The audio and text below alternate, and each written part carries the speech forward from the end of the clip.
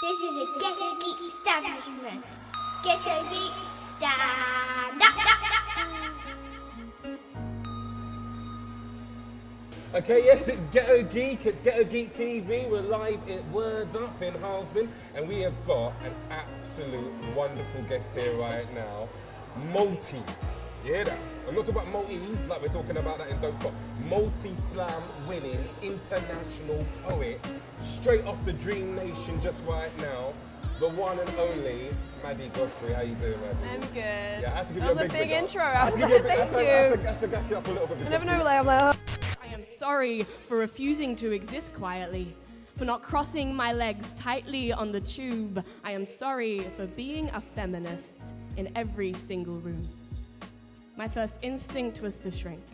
Swallow your words, use them as my only sustenance, but now watch me, purging your hate, purging my pain onto this stage, you string fellows. String women up for fellows, you washing line of dripping patriarchy, you, the epitome of the problems with this industry. Yes. You address some quite challenging, controversial issues, man. Yes.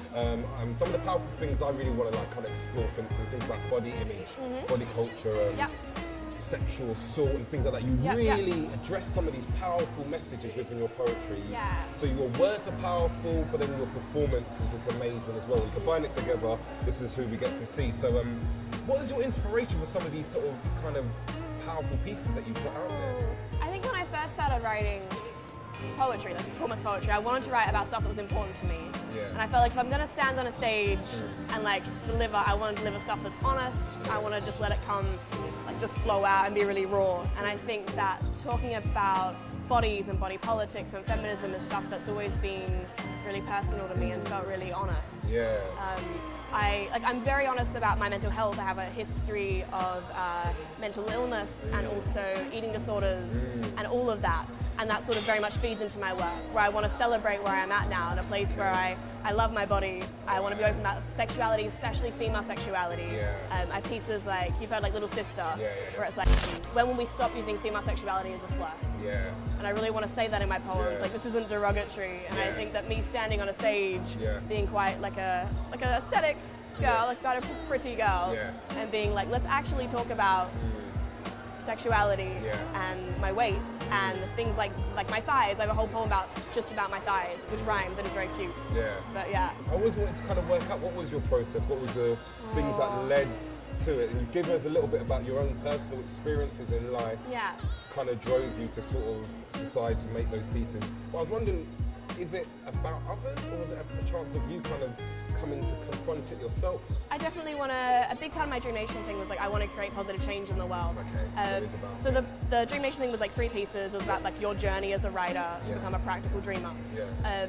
So my first piece was like talking about when I was 8 years old and I said to my mum, I'm going to change the world. Like at 8 years old, I'm like lying in bed, and so like this was part of the story. And it was always this thing of I wanted to create a positive change, and I was never sure how. And I guess with my poetry, I don't just want to stand on a stage and say things that sound pretty. Yeah. As much as that's valid and has a place, it's not what I feel drawn to do. And I want to say important things, and I want to make a bit of a difference and say things that, like, I think need to be said, and need to be said on microphones and with volume and give them attention and respect. Okay.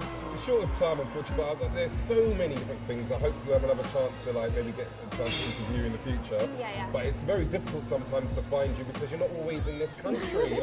You're too busy all over the world. Like, I wanted to ask you as a person who's a bit of an international touring poet, you know, what can poetry bring to you or to people who want to be able to make this something that's part of their life, you know? What kind of experiences have you got through poetry? I think from traveling, say I've performed in America, Australia, and here and London, like Cambridge and Oxford, places, various places. There's a human aspect to it that I love. And it's like, you go to somewhere and you don't know where you are, and you don't know the currency, and the accents are a bit strange, you don't really understand everything that's being said, but emotion is still there. And I think like human emotion is a universal thing, and performance poetry is so about human emotion that makes it universal. And I think it's beautiful. Like, the first time we met was at Word for Word, right? Yes. That was my first slam in the UK, like in the UK at all, and I'd been here not that long. And I was received by this community who were strangers to me, and are now friends. Yeah. But like, how wonderful that me, like this 20-year-old from Australia, came to London, stood on a stage, poured her heart out, and was understood. It's like that emotional thing. I think that's why it's powerful. Wonderful. Thank you so much. We're looking forward to seeing more of your amazing work. This is Ghetto Geek TV. Ghetto Geeks, stand up. Powerful pieces that you've got out there.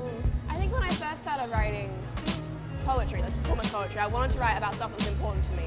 And I felt like if I'm going to stand on a stage and like deliver, I want to deliver stuff that's honest. I want to just let it come, like just flow out and be. Yes, I like it. I like it. Rap. So she has this one rap that she does all the time. Oh, how'd it go? No, no. Oh, you got She'll kill me. I'm exclusive. And I think I've always been encouraged to be that like creative person. I started out like